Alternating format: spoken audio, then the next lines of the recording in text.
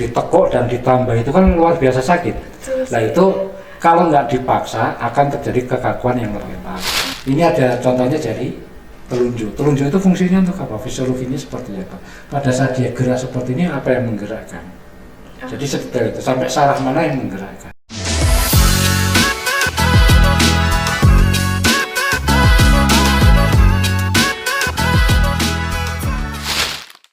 Assalamualaikum warahmatullahi wabarakatuh. Ketemu lagi dengan aku di podcast UMPP. Bersama aku Infaza Fia Sabrina. Nah, kali ini kita kedatangan tamu yang luar biasa banget nih, dari Kaprodi Fisioterapi. Ada Bapak Abdul Rahman, Sarjana Fisioterapi, Fisioterapis, Magister Olahraga. Selamat siang Bapak. Selamat siang Mbak Fia. Iya, betul. Gimana Pak hari ini kabarnya?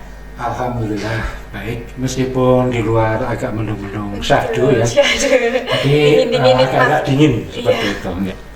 Untuk kesibukannya dulu ini Pak, dari secara struktural jadi Kaprodi Fisioterapi ya Pak?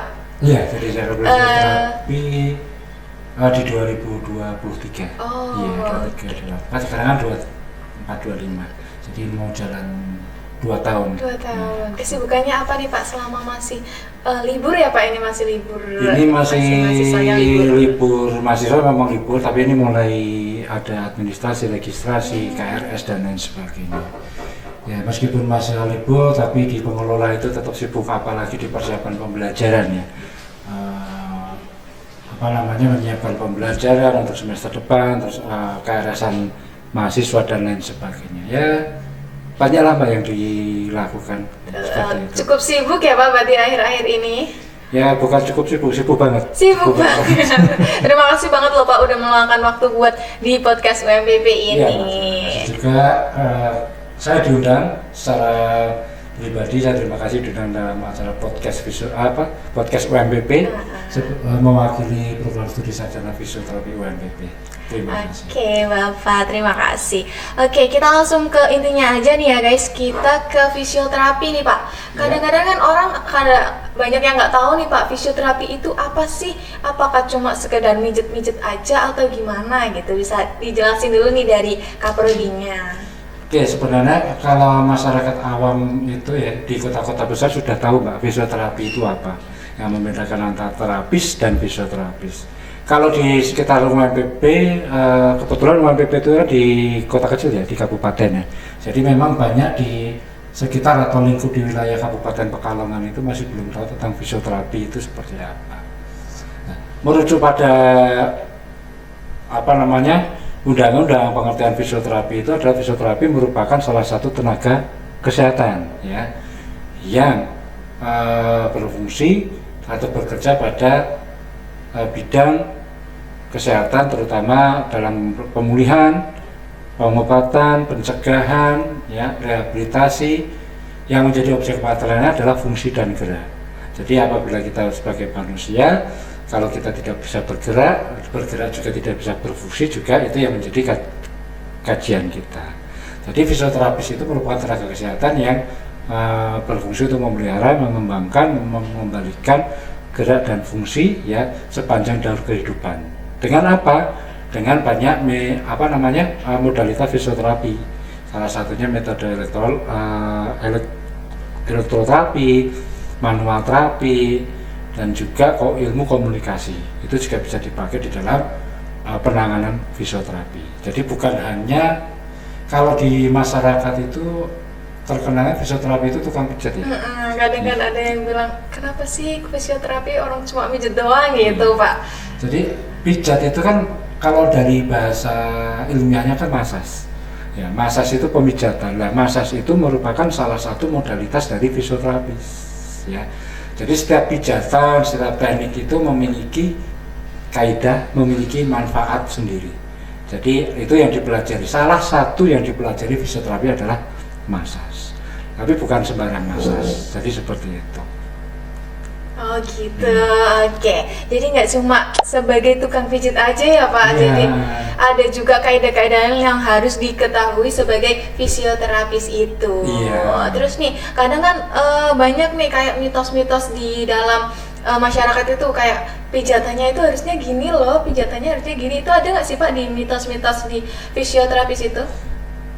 Di ini terutama mbah-mbah kita ya, Iya. ya mbah-mbah kita, orang tua kita itu dulu memang ada dedah bayi, Data bayi apa itu Pak? pijat bayi yang dari iya. mbah dukun pijat itu, Iya. terus ada pijat keseluruh pijat itu. Sebenarnya di fisioterapi itu dipelajari sebagaimana teknik memijat, sentuhan, penekanan itu ada yang namanya dosis. Kalau dosis itu kan kalau dari kesehatan kita melakukan suatu penanganan, suatu treatment terhadap seseorang itu ada dosisnya. Dan dosis itu disesuaikan dengan kebutuhan. Ya, tidak mungkin kan kita masas bayi atau pijat bayi sama fisioterapi dengan dosis kita memijat dengan orang dewasa. Pasti akan kasihan dong bayinya. Dan pada saat kita memberikan masas penanganan salah satu modalitas masas ke orang tua, kita juga tidak mungkin akan menggunakan teknik-teknik pijat bayi. Kan seperti itu. Jadi memang ada indikasi dan kontraindikasi dalam penanganan. Ya. Contohnya pada saat anak lagi demam, ya, atau kalau orang dewasa cedera-cedera akut itu malah tidak boleh dimasas. Oh Iya. iya, tapi kadang kan kayak anaknya demam meriang jadinya dikerokin gitu Iya. Pak kadang. Dikerokin, dipijat, apa yang terjadi di anak? Kan seperti itu. Bisa dilihat buktinya bahwa anak yang mengalami demam itu kalau semisal dipijat itu akan cenderung akan lebih memperparah. Nah, demamnya karena apa dulu kan seperti itu. Kecuali kalau anak rewel karena kecapean, itu bisa diberikan pijat. Pijakan. Terus di dalam masyarakat umum juga pada saat kita keselio pada saat olahraga itu kan langsung dipijat kan? Iya biasanya. Akibatnya apa? Lebih parah Pak. Lebih bengkak oh, kan? Nah, jadi gitu. nggak boleh ya Pak? Nggak boleh kalau semisal kita keselio atau kita jatuh langsung dipijat, nggak boleh. Tapi harus memakai kaidah-kaidah yang ada. Kalau masih masa akut itu harusnya dikompres es. Ada prinsip press, semua orang tahu dalam kedaruratan olahraga ada namanya press ya. Jadi proteksi, terus berikan kompres es, berikan proteksi, dibalut beban. Baru 3 hari setelahnya kalau masih nyeri baru boleh dimasas. Jadi seperti itu. Gitu. Jadi harus ada pengetahuannya dulu ya Pak. Iya, harus ada ini, kita tahu dari cederanya seperti apa, boleh dimasas atau tidak, seperti itu kan harus tahu. Ya. Oke, untuk tekniknya sendiri nih Pak, ada nggak sih teknik dari seorang fisioterapi yang kadang kita masyarakat umumnya dengernya aneh gitu Pak, kayak ih masa digituin, tapi itu sebenarnya tuh teknik yang benar gitu.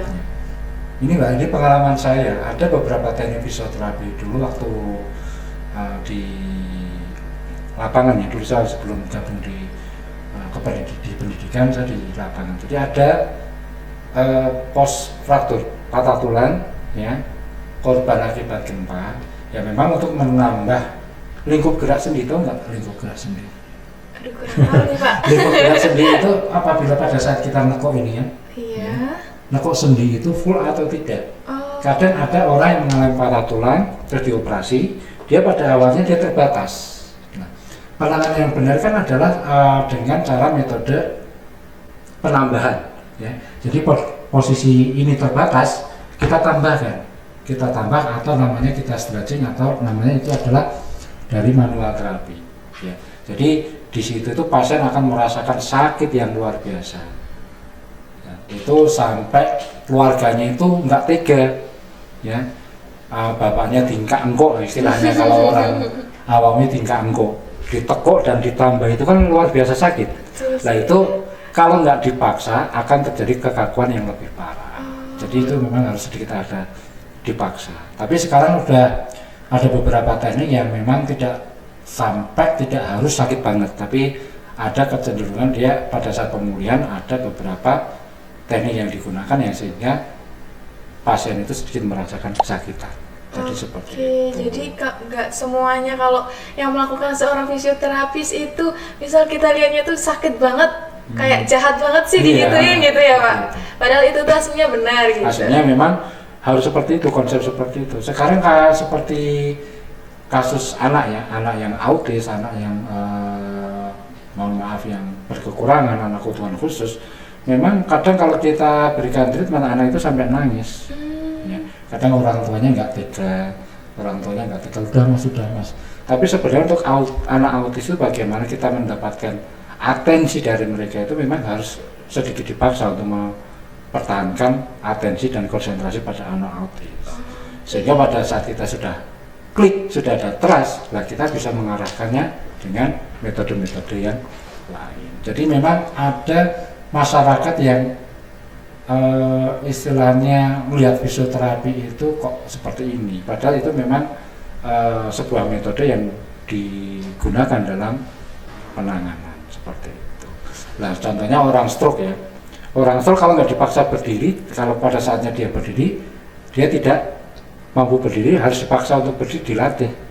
Kalau dia nggak mau ya kapan dia bisa berdiri, kan seperti itu. Oke, jadi harus terbiasa ya Pak, Harus terbiasa. dipaksa dan terbiasa gitu, Iya. jadinya nanti bakalan sembuh. Oke, kita dari tadi ngomongin fisioterapi itu apa sih Pak, jadi sekarang lanjut aja nih, sebagai Bapak, sebagai Kaprodi Sarjana Fisioterapi ya Pak, Iya. itu bisa dijelasin nggak sih Pak, mahasiswa di fisioterapi itu belajarnya apa aja gitu, atau enggak materi apa yang diajarin dan kurikulumnya itu apa sih gitu? Iya.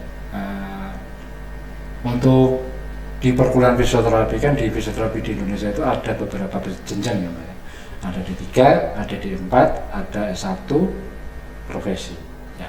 Jadi masing-masing memiliki keunggulan masing-masing. Kan ada dua ranah pendidikan, yaitu vokasi dan akademik.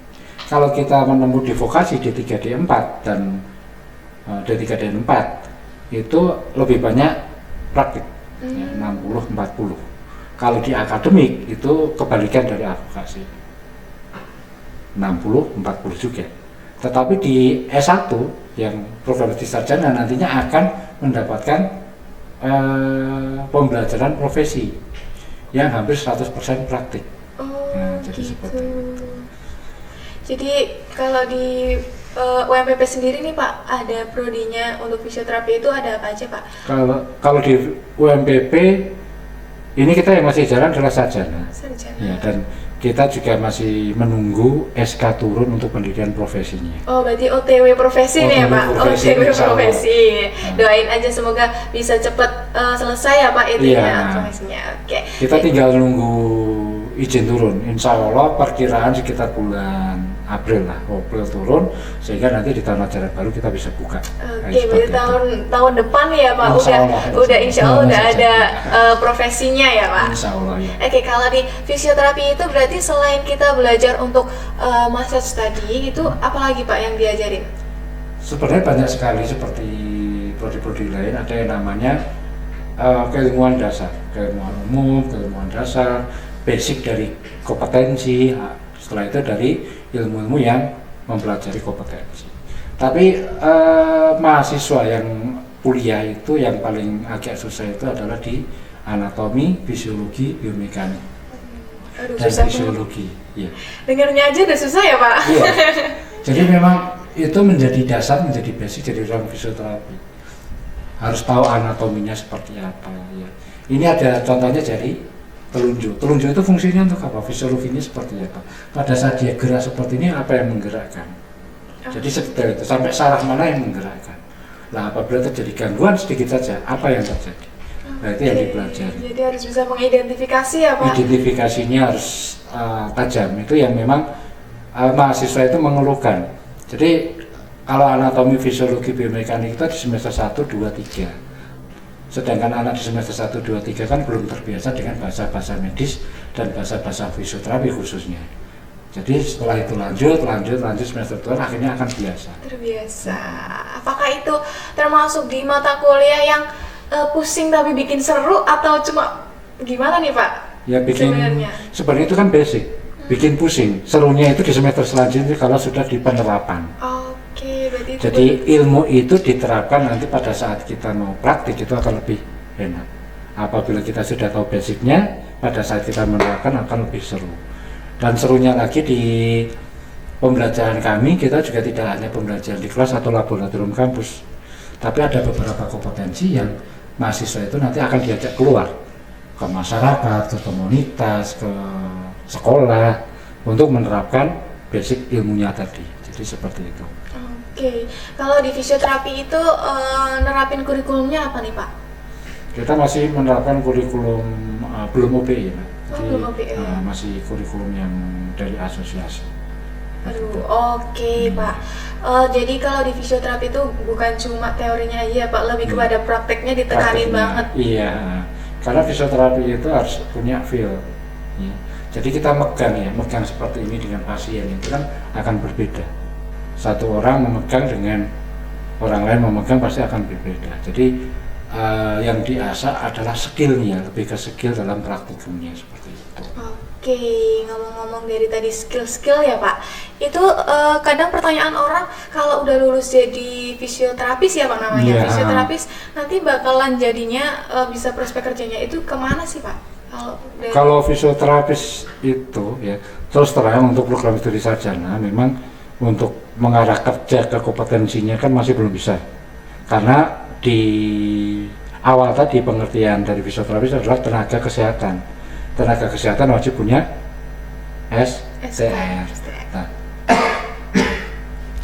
untuk fisioterapis sendiri harus punya STR. Nah, kalau untuk sarjana gimana? Nah, sarjana nantinya akan melanjutkan studi ke profesi. Gitu. Setelah profesi nanti bisa melakukan STR, bisa bekerja di rumah sakit negeri maupun swasta, bisa ke pemerintahan juga, atau bahkan ke klub-klub bola ya. Sekarang lagi ngetren fisioterapis itu di klub olahraga ya, sebagai fisioterapisnya di klub olahraga sepak bola, fisioterapisnya di U13 itu bisa juga ya. Atau mungkin bisa praktek mandiri. Oke, buka praktek sendiri ya Pak? Buka praktek sendiri, asalkan ada STR itu nanti untuk kedepannya akan lebih mudah ya. Jadi kalau misal belum bisa bergabung ke institusi atau belum bisa buka klinik sendiri, ada istilah fisioterapi itu ngamen. Ngamen? Iya, jadi kita dapat pasien dari teman ya, gitu. kalau kita sudah lulus punya STR berarti kita sah. Nah itu bisa kita, contohnya saya punya pasien tapi saya tidak bisa mengerjakan rutin ya, saya kirimkan ke teman, nih dikerjakan, pengen dikerjakan di rumah, itu bisa. Jadi tanpa bekerja di rumah sakit, di klinik itu bisa menghasilkan uang juga. Oke, jadi istilahnya dengan ngamen, door to door. Oke, Kalau istilah resminya home visit. home visit. Iya, kalau istilah fisioterapi ngamen. Berarti sambil misal mau ambil STR-nya dari profesi, masih bisa buat nabung ya Pak, sambil Iya. nabung-nabung gitu, Iya. cari kerja buat nanti lanjut ke profesi gitu. Jadi untuk yang ngamen itu harus punya STR, harus sudah profesi. Oh, harus sudah profesi. Nah, karena STR itu adalah SIM kita untuk menangani pasien. Terus ada yang tanya, kalau lulusan sarjana ini gimana? Nah, kalau lulusan sarjana kan bisa menggunakan ijazah sarjananya untuk bekerja. Contohnya di klinik kecantikan yang tidak berkaitan erat dengan kompetensi. Saya bekerja sebagai developer obat itu juga bisa. Banyak juga alumni kita yang sarjana sudah kerja. Mungkin jadi di kesehatan tetapi tidak kompetensi fisioterapi, itu bisa sambil nunggu. Yang enaknya fisioterapi kalau sudah punya STR, tanpa kita kerja kita bisa menghasilkan uang. Oke, Dengan ngamen tadi Iya. ya Pak ya, bahasanya itu agak sedikit nyeleneh tapi itu isinya tuh banyak banget. Seperti itu. Oke, berarti kalau lulusannya fisioterapis itu nggak harus di rumah sakit ya Pak, bisa Enggak. banget untuk buka klinik sendiri gitu ya Pak. Iya, buka klinik sendiri. Kalau misal nih, ada nggak sih Pak untuk prospek ke luar negerinya dari fisioterapi itu? Ya kalau prospek ke luar negeri sebenarnya banyak. Seperti di Jepang, apalagi di Timur Tengah itu banyak butuh fisioterapis, ya, terutama dari Indonesia itu banyak membutuhkan. Saya juga punya pengalaman, ada teman saya, teman akrab, dia juga alumni dari Uni Emirat Arab selama 2 tahun di sana. Dan pada saat dia pulang dia masih membutuhkan banyak. Kalau kita pengen ke luar negeri tergantung channelnya, ya, tergantung biro yang nanti akan menyediakan seperti apa. Tapi kebutuhan fisioterapi di dunia contohnya ya itu masih cenderung banyak. Ya. Kalau kita lihat di rumah sakit memang sedikit, ya. Tetapi yang klinik mandiri atau yang fisioterapi mandiri itu yang masih perlu banyak. Ya. Terus peluang kerja di sekitaran Kabupaten Pekalongan juga banyak. Dan kebetulan di puskesmas di peraturan Menteri Kesehatan puskesmas harus ada fisioterapinya.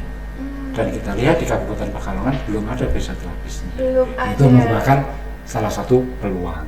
Oke, jadi peluangnya itu banyak ya Pak, apalagi Banyak, sekarang ya. lagi dibutuhin banget nih tenaga fisioterapis. Iya, benar banget. Apalagi di Kabupaten Pekalongan Masih belum ada ya Pak? masih minim. Oh minim sekali. Masih minim. Oke, terus nih dari fisioterapis itu ada kaitannya nggak sih Pak sama di era digital ini, kayak misal dari alatnya ataupun apa gitu, ada yang berkaitan dengan yang modern gitu nggak sih Pak? Apa cuman hanya mengandalkan pijit secara fisik aja, manual aja gitu? Sebenarnya alat-alat fisioterapi itu kalau sekarang itu cukup mahal ya Mbak ya. Jadi ada salah satu alat yang seharga mobil Avanza itu ada. Wow. Jadi memang teknologi fisioterapi itu berkembang. Yang semula ada beberapa alat treatment seperti shockwave diathermy, inframerah, terus ada laser, terus ada banyak sekali ya penunjang. Juga sekarang pun alat diagnostik fisioterapi itu juga luar biasa mahal. Ya. Untuk mendeteksi gerakan otot juga ada. Elektromyokardiogram itu bisa ya, elektromyogram EMG itu alatnya ditempelkan, kita lihat apakah otot itu sepenuhnya kontraksi atau tidak. Itu juga mahal lumayan. Terus untuk sekedar konsultasi kita bisa ada beberapa platform yang sudah sudah menyematkan konsultasi fisioterapi, dan juga ada beberapa teman yang menggunakan aplikasi-aplikasi chat untuk hanya sekedar konsultasi dengan pasien. Atau mungkin kita punya pasien di luar kota, kita punya program untuk pasien tersebut lah, untuk controlling pasien kita menggunakan teknologi juga. Jadi memang teknologi dalam perkembangan fisioterapi itu sangat luar biasa, dari diagnostiknya sampai ke treatmentnya. Jadi seperti itu.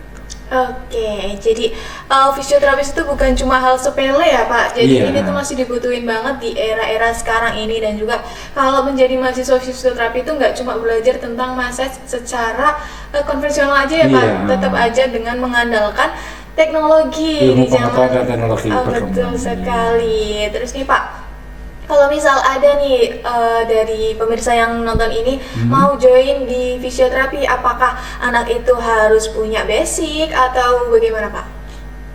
Untuk di UMPP untuk gabung di fisioterapi memang kita tidak membatasi. Jadi siapapun dari basicnya apapun bisa masuk ke fisioterapi. Tetapi yang jadi komitmen pada saat nanti mahasiswa itu menjadi mahasiswa fisioterapi harus komitmen, belajar bersama, harus bisa mengikuti, harus bisa membarengi dengan teman-teman yang lain.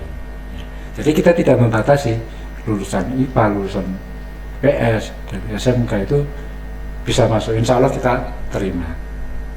Tetapi dalam ini sebagai tenaga kesehatan kita batasi berkaitan dengan tinggi badan.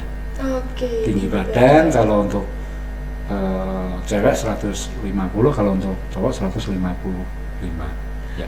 Mungkin ada yang mau tanya, kenapa sih harus dibatasin tinggi badannya Pak? Kenapa nggak boleh yang tingginya di bawah itu, kenapa nggak boleh join gitu, nggak boleh jadi fisioterapis gitu? Karena fisioterapis itu kalau kita lihat memang enak tapi juga berat. Semisal kita punya pasien stroke ya, kalau semisal pasien stroke-nya tingginya 170 tapi fisioterapisnya kecil, gimana cara melatih berdirinya? Iya sih Pak, benar banget. Biar kita tidak menyusahkan nantinya pada saat anak itu bekerja. Meskipun itu akan ada beberapa teknik yang akan memudahkan fisioterapis itu akan memberikan intervensi ke pasien. Tapi memang kita batasi di tinggi badan sekian. Nanti kalau semisal ingin join ke fisioterapi itu khususnya di UMPP, nanti akan bisa dilihat ada yang namanya brosurnya ya. Atau bisa masuk ke My UMPP .ac.id.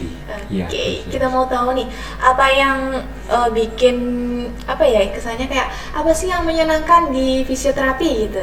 Yang paling menyenangkan Ini itu pengalaman apa? saya sendiri ya, Mbak, Oke, ya. boleh. Memang saya dulu waktu kuliah di fisioterapi itu saya tidak tahu fisioterapi. Oh, awal banget berarti Pak? Awam banget. Tapi pada saat saya sudah menjalani fisioterapi, akhirnya saya punya kesenangan sendiri. Ya, apalagi kita berhubungan dengan manusia. Kita bisa membuat anak yang semula tidak bisa jalan menjadi bisa jalan. Kita menerapi orang yang sakit sehingga bukan sakit ya, tapi memiliki keterbatasan sehingga kita memberikan pelatihan sehingga orang itu terbebas dari keterbatasan itu. Itu sebuah apa ya? Ada feel khusus, kesenangan sendiri. Ya. Contohnya seperti halnya seorang orang tua yang melihat anaknya pada saat anaknya pertama kali jalan. Oke. Itu rasanya luar biasa. Jadi di bisa situ. menyentuh banget ya Pak Iya, itu. bisa menyentuh sekali seperti itu. Termasuk dari rasa kemanusiaan ya Pak. Iya, jadi kita menolong sesama, ya, meskipun dibayar, tapi itu Iya. kan profesi, Profesi, kan, beda. betul. Meskipun kesembuhan dari Allah kan perantaranya kan memang lain-lain, jadi seperti itu. Oke, jadi walaupun dari kalian nih ada yang minat banget di bidang fisioterapis tapi nggak punya basic, masih awam, boleh banget buat join karena di kami itu bakal mengajari dari awal ya Pak. Dari awal, Dari gitu. awal banget kita ajak bareng-bareng untuk bisa menjadi seorang fisioterapis. Iya, gitu. iya. Dari Pak Maman ada nggak nih yang mau disampaikan buat calon mahasiswa yang mau join di prodi fisioterapi nih Pak? Oke, untuk adik-adik atau apa ya, mas-mas dan mbak-mbak yang masih mungkin di SMA, istilahnya SMA pada saat kelas 2 itu kan pengennya muluk-muluk, Mbak. Iya, bener banget. Pengen di teknik sipil, pengen di kedokteran, pengen di ini. Kita lihat, mulailah browsing-browsing, mulailah cari-cari profesi apa yang kira-kira bisa kalian enjoy nanti. Jangan ikut teman-temanmu, ya. Jangan hanya ikut-ikutan, tapi dari hati, ya. Kenapa fisioterapi? Karena fisioterapi itu istilahnya kalau dari saya adalah sarana ibadah saya dengan cara menolong sesama untuk bisa beraktivitas kembali ke sedia kala, bahkan lebih baik lagi. Kalau mau gabung silakan, kita tunggu, dan nanti pada saat kalian sudah lulus kita akan jadi mitra fisioterapis seperti itu. Oke, jadi seorang fisioterapis bukan cuma masalah profesi tapi Iya, juga kemanusiaan dan juga feel-nya dapat banget ya Iya, Pak. iya, iya. Oke, terima kasih Pak Maman sudah berbagi info pada siang hari ini. Mungkin ada kata-kata lagi yang mau disampaikan? Sudah cukup, Mbak, Oke, ya. cukup. Nanti kita tunggu ya untuk adik-adik siswa SMA yang mau gabung ke fisioterapis. Yang mau join yuk langsung di fisioterapinya UNPP bersama, nanti ketemu sama Pak Maman yang dosen hebat banget nih ya. Langsung aja, terima kasih Pak Maman. Sama-sama Mbak Vina ya. Selamat melanjutkan aktivitas lagi ya Pak. Oke, Terima kasih sudah datang. Untuk yang di rumah, jangan lupa untuk gabung di prodi fisioterapinya UNPP. Sekian dulu dari kami. Terima kasih. Wassalamualaikum warahmatullahi wabarakatuh. Waalaikumsalam warahmatullahi wabarakatuh.